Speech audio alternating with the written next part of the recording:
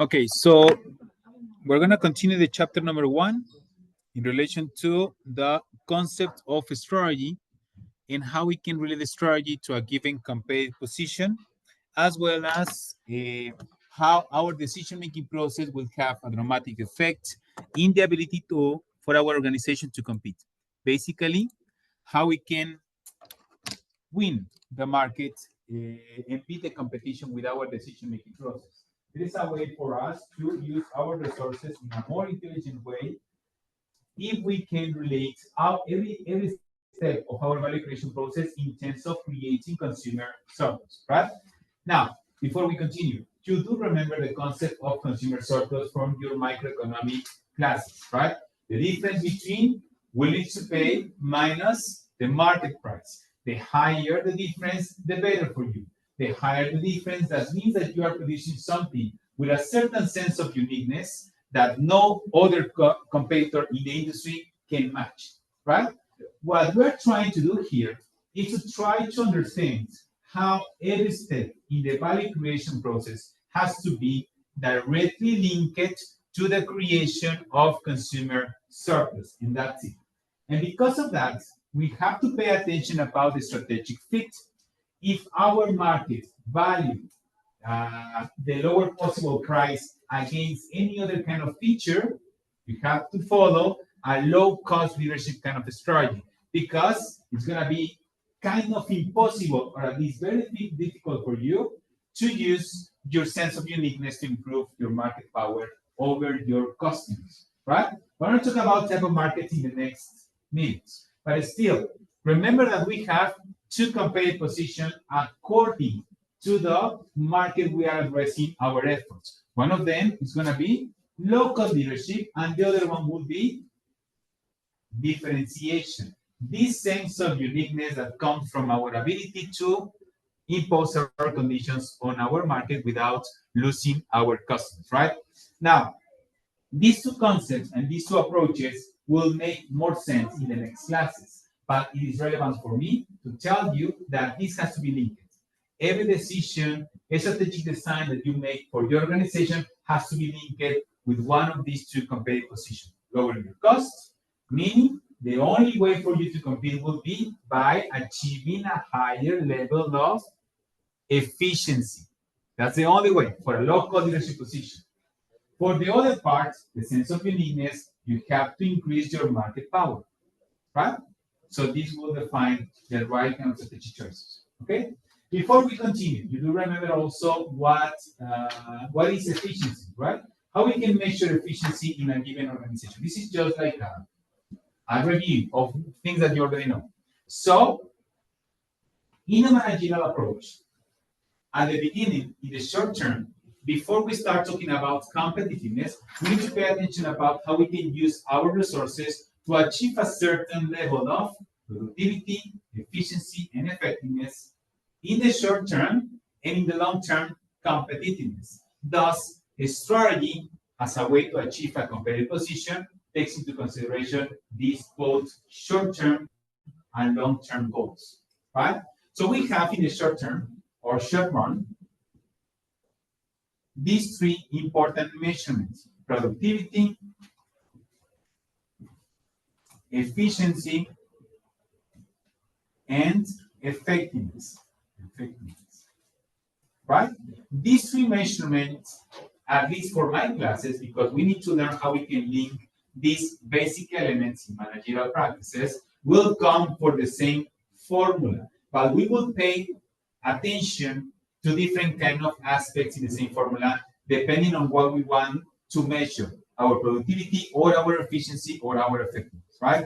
This will be considered in a strategic management as operational quality.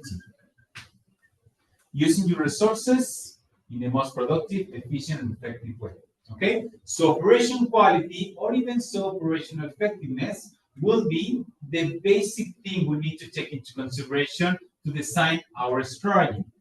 In a sense that if we don't have operational effectiveness or operational quality, then the strategy does not matter, right? So the first thing we need to pay attention to is achieving a certain sense of operational effectiveness or operational quality, right? Now, what is the so-called formula for us to know whether or not we are productive, effective, and efficient? We're going to use this formula. Productivity as P, right, equals to output, meaning the units we produce, divided by input, meaning the resources we need to produce something, right?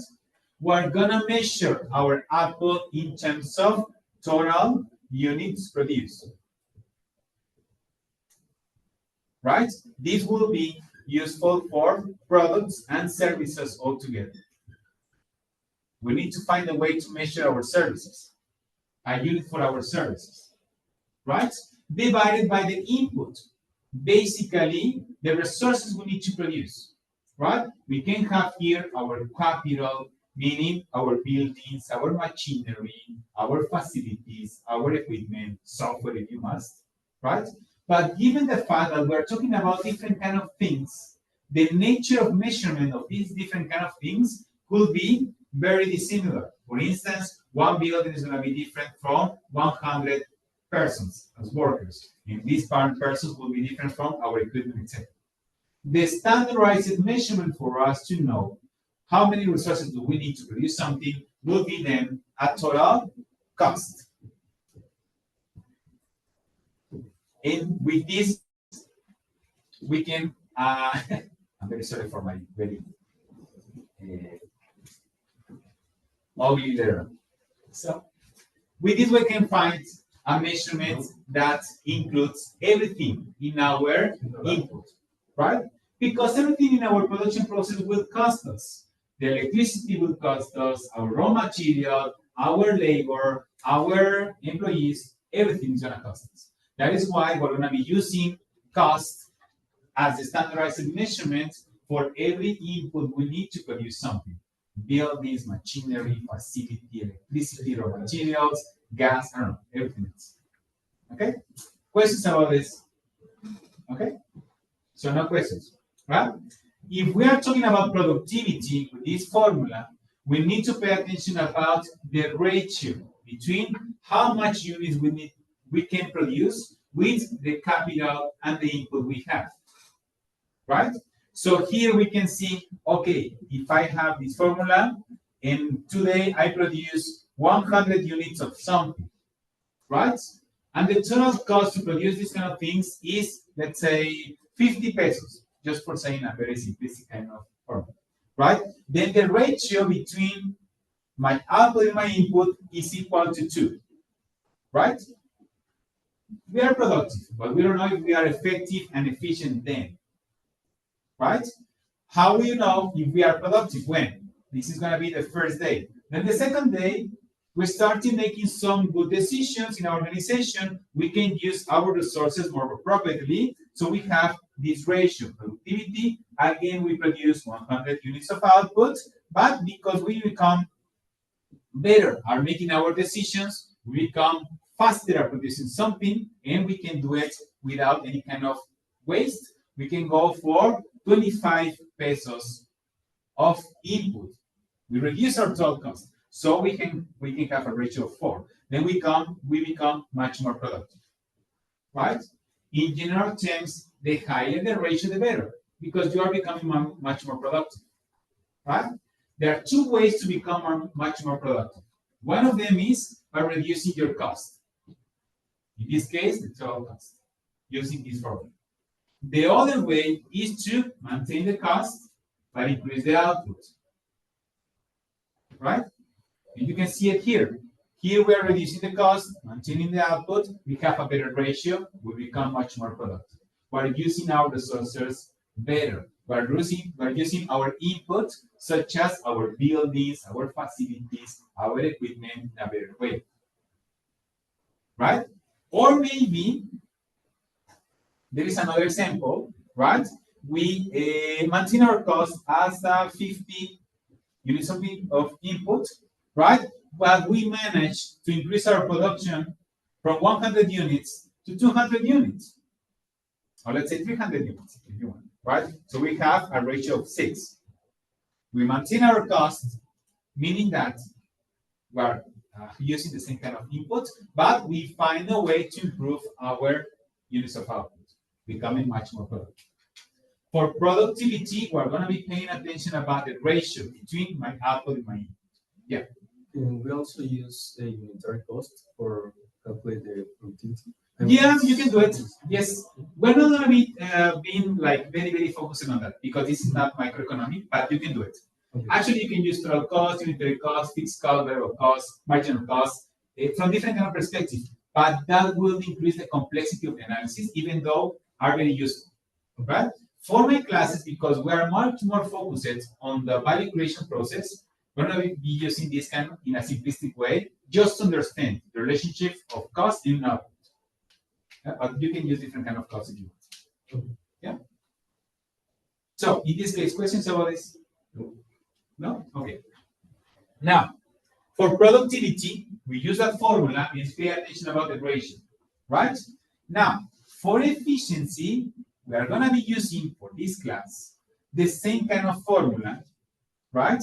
But we're going to be paying attention not just to the ratio, but more focused on the cost, meaning the lower the cost, maintaining your productivity levels, the more efficient you are, right? So let's say that we have 100 units of input in the first day by 50 units of, 100 units of output by 50 units of input, giving you a ratio of 2, you are productive. By the second day, you manage to reduce your total cost to 10. So you have here 10. You become much more productive as you are becoming much more efficient. Managing to reduce your cost from 50 to 10, maintaining your level of output, meaning that you are using your resources in a more efficient way. Right? For efficiency, the formula is the same, but you are going to be paying attention about the total cost. Okay? I'm going to be using this analysis in the next slide. This is just like an introduction of what is coming next. Right? Paying attention to reducing your cost. Now, okay, remember that every class has some specific kind of concept that has to be related to the next classes, right? This is a single unit kind of course. You have to relate every concept with the next classes, okay? If you as a manager decide to implement a specific strategy, allow your organization to go from this place to this place, right? What would be your competitive position? If you, as a manager, decide to design and implement a strategy, allow your company going from this situation to this situation, what would be then your competitive position? We have just two. Low-cost leadership, right? So this will make sense in relation to low-cost leadership, right? Now, up to this moment, I'm just talking about the internal analysis of the organization. We are, in this case, not facing the market yet. We're just putting our attention about your production process. But this will tell you that you have the right choices. If your competitive position is local leadership, then this makes sense. For differentiation, it doesn't make sense. Because differentiation and sense of uniqueness needs investment. This is why buying a product from Apple is much more expensive than buying a product from Dell or some other or Asus, right? Which are two different kind of competitive positions. Apple needs to invest heavily in innovation, artificial intelligence, etc. And Asus can go for a different kind of market, right? From Asus, the most important thing is to lower their costs because they know their market. They're not gonna be happy with an increase in prices or a premium price. Question about this? No? Okay. And the third one is effectiveness, right? Now, here we're going to be paying attention not just on the ratio, not just on the formula, but also what is the expected output that you are planning for your organization and the comparison with the actual output, what you're actually producing. And that's it. Now, we're not paying attention about efficiency or effectiveness or any other kind of things. Sorry, about efficiency or productivity. We're just paying attention about if you are actually producing as much as you plan. If originally, according to the resources that you have at your disposal, you were planning to produce 200 units, this is the expected output that you decided in your planning process.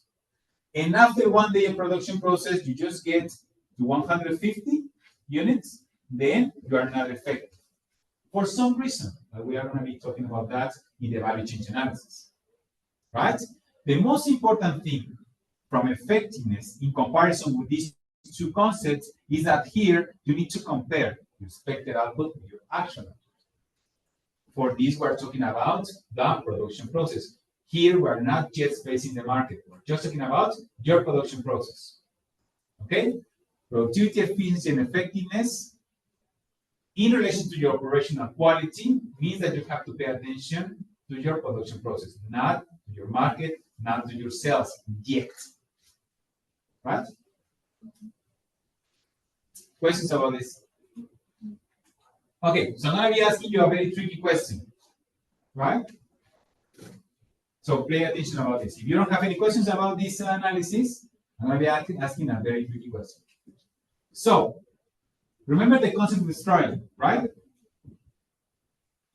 Yep. Is the set of choices we make unique for a specific customer, right? For a specific market. To create value for a specific market, to maintain and achieve a competitive position in a given industry. Yeah? Okay. So, I want to ask you, we're going to be using a very simplistic example here. But this is for me to know whether or not you are actually understanding what is the place of operational quality in terms of these measurements in what it comes to the strategic management. Right? So, what will be a good strategy for a pizza place? Right? What would be a good strategy for a pizza place that wants to compete following a local leadership competitive position? Okay? What would be a good strategy for a pizza place that wants to implement a local leadership position? Okay? So think about this for 3 minutes, right? And then we'll be discussing about this. Remember, this is a tricky question. Right? So be very careful about how you make your analysis. Okay? So please take a couple of minutes thinking about this.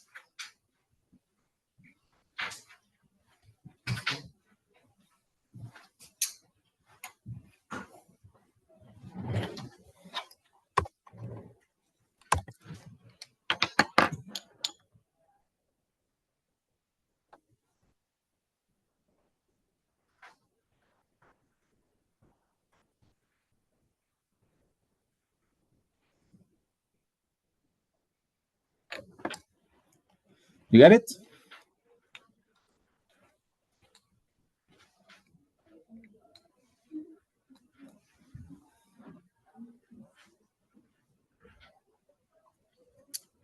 Morelia, are you in the cultural theater company of the university, or I'm just mistaken? Okay, so I'm just mistaken. Sorry.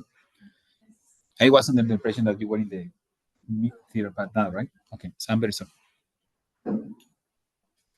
So you went back to your original color, right? Looks good. Yeah, looks very good. Okay, so any ideas? Anything. It's a very simplistic thing. You just produce some pizzas, which is very simplistic, and you go for a specific market that could be children or families, and you just want to follow these kind of things. So what would be your strategy? Yeah. Only like the goals probably reduce your costs. You can like search for providers that can help you to get raw materials without this price. Probably, I don't know, like with a commercial alliance or something similar.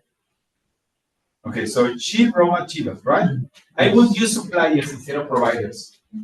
But I understand that providers in some cases can be used, but for this class, please use suppliers, not providers. Okay? Yeah.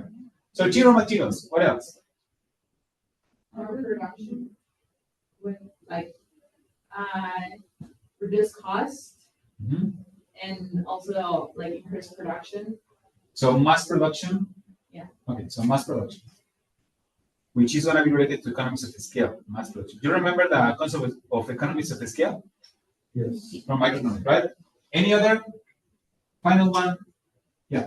Find new technologies, for example, Using technology. seek like new machines or something that help you produce more pixels for a less price, or probably replace a workforce for machines. Machinery, right? Actually, there is some places and there is some companies in Korea or something like that they are using vending machines. Yeah, to serve, right? I don't know how good is that one. Okay, so that was a tricky question. Now comes the real question. Okay, so don't feel bad about my comment. This is not for criticism. This is just an academic exercise. Now, can you see or can you tell me why all of these ideas are wrong? Okay, this is not criticism. Please do not feel bad. Okay, I don't want to discourage you to participate again. This is just an academic perspective. This is why I told you that this is a pretty tricky question. Okay, so why these ideas or any other that you thought about this is wrong actually for the code class. I know that you were wrong, right? Why? Remember the concept of strategy. The choices we make to bring unit value for a given customer or a market. And here we are considering what? Yeah, but we're considering what? Only internal measurements. We are not yet facing the market. So it is impossible to have a strategy to become more productive, efficient, and effective. It's impossible. Okay? The only way for you to have a strategy is to create consumer surplus, meaning facing the market. So it's impossible to have a strategy to become more productive. That doesn't make sense because you're not facing the market. Now, I understand that this could be something like a little bit not down to the ground, but it will make sense when we start talking about how you can create and bring value for the market, right? But we have to be very careful about how we use the concepts. Actually, I'm going to be evaluating your final grade, and your final project, final presentation in relation to the right use of the concepts. Don't use any kind of thing that is not in the class because everything is one kind of class. Of course, everything has to be linked. Okay, it's impossible to have a strategy to become much efficient or productive or effective because we're not yet facing the market. The only way to do a strategy is by creating consumer service. So the strategy has nothing to do with internal measurements? Just one part. The strategy has to take your company from the initial idea to having an interaction with your customers. So if it doesn't interact with the customer, it's not considered strategy. It's not strategy. All It's right. something that could be a technique or a method. All right. Right? That will make sense. And the importance of this concept will become more evident in the next classes. So what would be an example of a strategy? Okay, so I'm going to erase this, right? Now, here we're talking about the internal measurements of your organization, which are important for you to start. Every good manager at least has to make sure that the company is producing in a productive, efficient, and effective way, right? This is management, not strategy yet. But this has to be an important factor for you when you are designing your strategy. When we're talking about the strategy, we need to make a link between the set of choices you make to create unique values that connect your idea, right, with what actually creates consumer surplus for your market. We need this interaction between the willingness to pay compared to the marketplace, right? In the value creation process, we're going to be using a framework that is called the value change analysis. And basically, you have to become experts in the value change analysis, right? At the end of the class. We're going to be taking into consideration how you're going to be managing your production process and your value creation process from the inbound logistics, where you need to arrange an strategic alliance with your suppliers, link it to your competitive position, right? So the first step is how you can connect the activities in your organization related to your inbound logistics, how you're going to receive, storage, and distribute internally your raw materials, right? And linking these activities with the operations, which is how you turn an input into an output. And here we have the productivity, efficiency, and effectiveness level. Only here, but still, it's not value creation process. We need to link 5 stages. Then how we can connect the inbound logistics and the operations with the outbound logistics, which means what would be your strategy to manage your distribution channels, right? The outbound logistics has to be related to the marketing and sales practices in your company, meaning your relationships with interaction with the customers, right? And also to keep track of the performance of your products in the market in the post-sales services, right? So keep track of the performance of your product or service. All of these kind of things, all together in a fitted design is what will create consumer surplus as one unit. Meaning that if your competitive position is low cost leadership, then efficiency here, efficiency here, efficiency here, and here, and here is the name of the game. Your decision-making process in every activity in the value chain analysis has to be cutting cost, cutting cost, cutting cost, cutting cost, and cutting cost. That's the only thing that makes sense for a competitive position which is focused in local leadership. Anything else is wrong, right?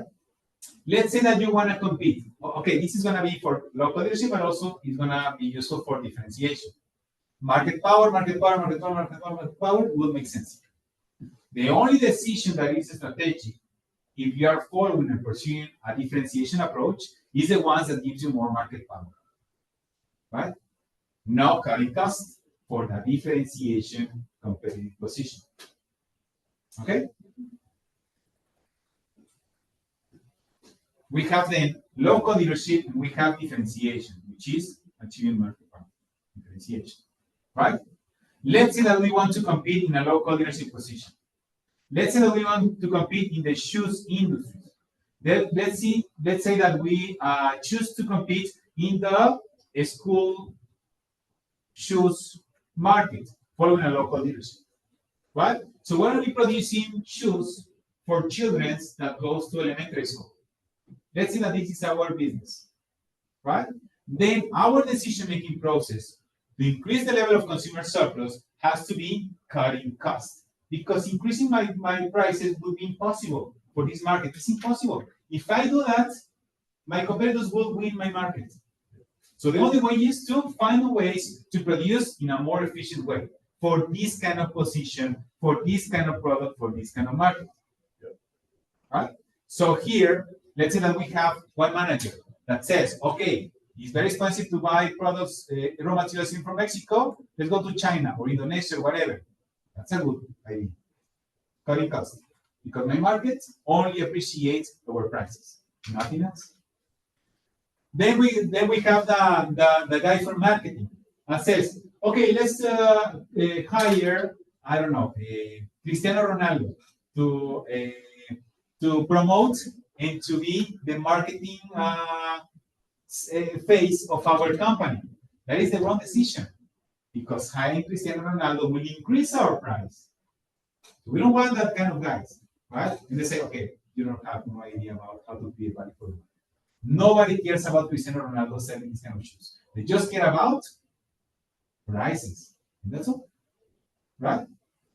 In your final essay, in your final presentation, your decision-making process, according to the competitive position you choose, has to show cutting costs here and only cutting costs. If you're using that kind of thing, it will be wrong. And here, only things that will give you more market power. Right? Questions about this? Okay. So this is how you can create consumer circles in the value chain. All of this is consumer circles. Not only this one, right? Maybe this could be one of the most important things, or this or whatever, right? But the fitness of your strategy has to be evident in all of the value chain channels. If you make the wrong choices, then you will face a very hard time against your competitors, right? And this is one of the most important insights of the theory of competitiveness. Before this idea of competitiveness and strategy, the most important thing for entrepreneurs and managers was to produce something good for the market. So they just care about their customers. But that is not how you can achieve competitiveness, because you also have competitors and suppliers, and they have their own industry structures. Right? So the better the fit between this with your competitive position, that could be this one or this one, is the best way to design a strategy. Right? Many companies actually fail to compete because they want to combine local leadership with differentiation. This will focus on reducing costs, but this always will increase your cost. And the market values, and the market considers something of surplus here in a different way than here. There are some people, they just care in this very simplistic, I know this is very simple, right? For this kind of market that are just looking to have the lower possible prices, they don't care about Cristiano Ronaldo. So they are not going to be willing to pay an extra because of the face of this guy, right? But for some markets, having Cristiano Ronaldo is the most important thing, right? The Real Madrid followers, well, in the past years, they would like to have this guy everywhere. 3,000 pesos for a pair of shoes, or 4,000 or 5,000, they don't care. They're willing to pay for that because they are idolized this guy. Right? It depends on the consumer service. Okay? So, questions about this. Now, this will become much more evident and useful and understandable in these classes. But this is the idea of strategy, the fit between the decision-making process to your competitive position to your market strategy. Right? May I raise this? Yeah. Now, since I already introduced, yeah, sorry. sorry. Since I already introduced the concept of market structure, I'm going to continue with that concept before we continue with the slides, right? Linking everything would be the name of the game. The right kind of strategy has to show a good fit between every decision, every activity, every resource, and also the structure of the market. In this sense, we're going to be using for my classes only 4 types of market structures. You can actually define market structures in an infinitive way. It depends on what you are going to be using, or what kind of things are useful for you, right? For my classes, will be just only 4 types of market structures, right? And for we are not doing this very complex, we will go from type market number 1 to type number 4, right? The first one would be perfect competition. From the companies represent many competitors,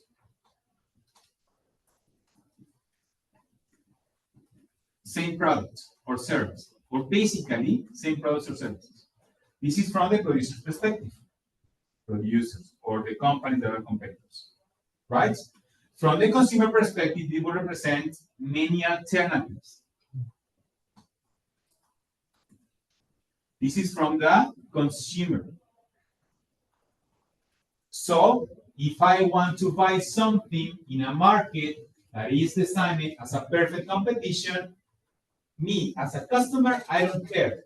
I can go to company A and company B and company C to buy my shoes, and this will be practically the same kind of thing. Going from this one to the other one to the other one will represent the same kind of thing to me, right? If this will be the market structure, when I'm competing, what is the most important thing that creates consumer service? Is the price. The lower the price, the better, right? So the intensity of competition here is big. It's enormous. It's very difficult to make a good profit. The only way to do it is to try to scale up your business and to reach a very big market, because your profits will be very low individually, right?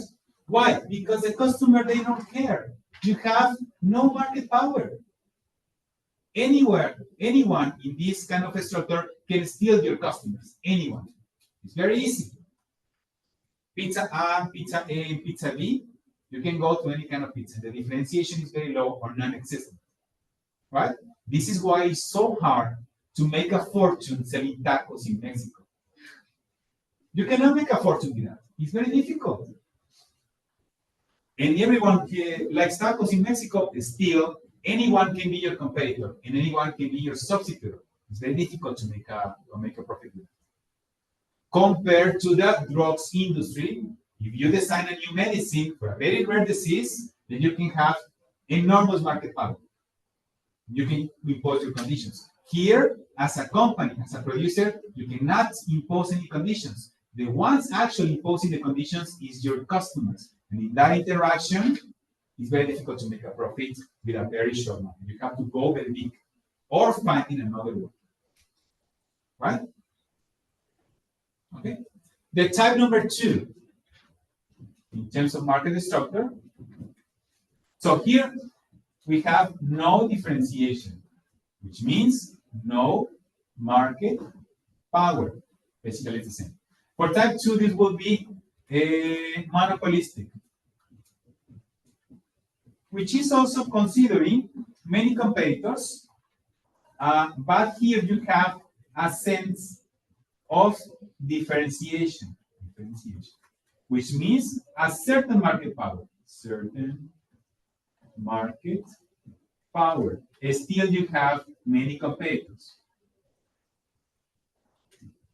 What's the name of the market structure? Monopolistic. Right? It's different from monopoly, but it's kind of related, right? Why this type 2 kind of market is called monopolistic? Because still in your specific product or service, you have a very specific kind of feature which is different from anyone else, right? And you have a certain level of market power because this kind of thing that represents a feature for your product is different from anyone else. For instance, we are hungry because of the album or whatever, right? I can go to a Chinese restaurant, Mexican restaurant, Italian restaurant, right? My need is the same. But if I want to eat Chinese today, that means that this cannot satisfy my hunger. And this cannot also satisfy my hunger if this is what I want to eat today. So they have a certain level of market power over me. It is the only supplier of Chinese food available to me, right? Even though it depends on my taste of the moment. The law of differentiation is not radical, right? Still, if I want to go here, it's the only supplier of this product. If tomorrow I want to eat Mexican, I can go here. But this is not going to satisfy my need or this one, right? In a certain level of differentiation. Needless to say, most of the companies around the world are competing here. Most of the small and medium companies are competing here, right? But still, you have something special to offer to your market, in this case, a certain sense of differentiation. Questions about this? No? Okay, the type number 3 will be the ones from Xbox and PlayStation and these kind of companies, which is oligopoly. You have few competitors with big market power. Why? How do we know these kind of competitors have big market power? Because there are few alternatives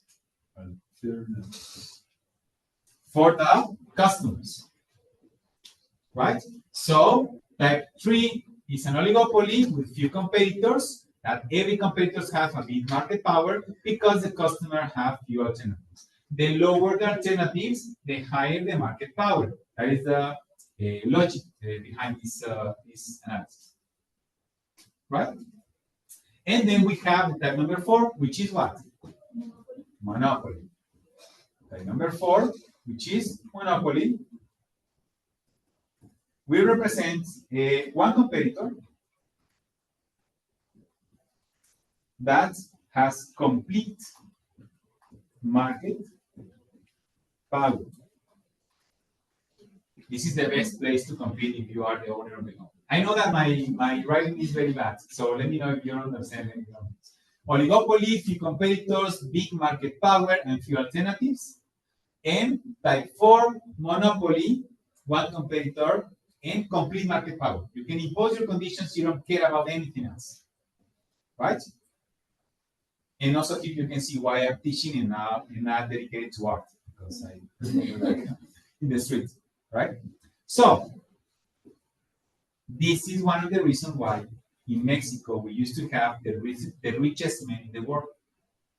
If you have any kind of monopoly in Mexico, you will become rich 1-2 years. It's very good to have to be in this place, right? But it's still difficult because monopoly tends to destroy competitiveness. And also the service and products quality for the customers is very good, right? The intensity of competition, and mostly here, is the one that drives innovation.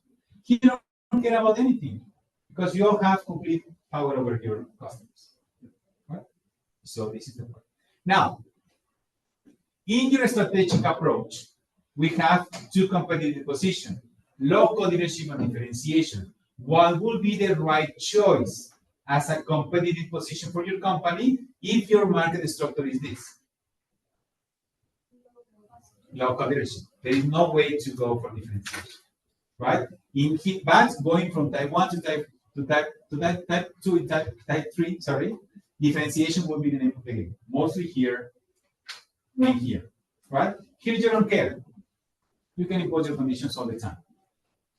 Okay? This will be useful for both the industry analysis or the market analysis, and also in a certain sense, we can use it for the labor market analysis, which is also important because we as a professionals, we also have a certain level of competitiveness. If we are the only ones that can use a specific technique to code something for artificial intelligence, we are the only professionals in the market that we can have as a professional a monopoly power. So we can demand a higher wage. Conversely, if our skills as a professional are not that unique, and there are many of people that can do the same kind of thing that I can do, then we're only competing here. So here the wages are very low. I'm talking about the labor market, passing the market structure. Okay, this is why you always have to continue learning some new skills, right? Because you want to be competing here, not here. Here will be very difficult for you to have a good wage, right? But you have to be very intelligent also about this. You have to define your strategy and your competitive position. For many young people, and I was included, at the beginning when I started making some strategic decisions in my professional life, I decided to study languages. For instance, I know some Chinese, right? But Chinese is not helping me in my competitive position right now. So it wasn't a smart decision in that moment, okay? If you know exactly what you want to do in your professional life, it's going to be easier for you to make strategic decisions.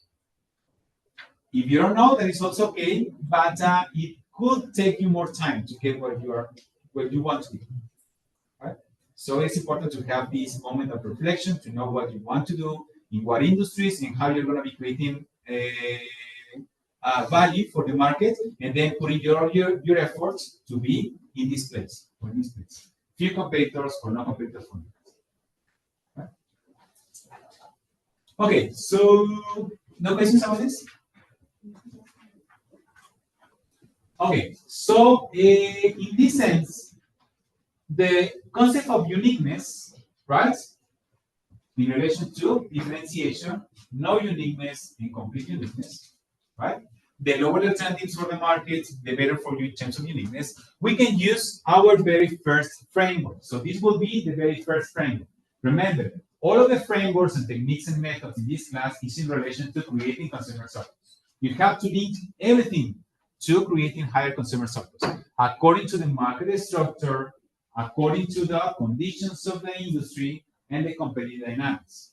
The first framework for you to start thinking about how you can design a strategy is using BRIO, right? Trying to create something that is valuable, rare, inimitable, it is very difficult to imitate for your competitors, and having the right kind of organizational structure that goes well with your competitive position, right? From these three, I think this is the most complex one to understand. But this is where we as managers can create value to the whole organization, because this organizational design is our responsibility as managers, right? So valuable, meaning somebody or someone is willing to pay for it. Meaning valuable is that you are creating consumer surplus. The higher the gap, the better for you. Because we're talking about we need to pay against the marketplace, right? Rare is that is something that is very special for the customers, that is not easy to find in the market, meaning that there is no good alternatives in your competitors, or at least not good enough, right? Remember that the lower the higher alternatives, the lower the market power, the lower the level of rareness in your organization. But very special in terms of consumer service. Now, how do we understand whether or not we're creating something special for our customers? Is in relation to the needs and expectations of our markets. We need to know our markets in a socioeconomic way, cultural way, economic way, etc. Right? Inimitable, there is no other product similar in the market, and also is very hard to imitate. Right? For this one, it would be really useful for you to get your patents or the copyright of your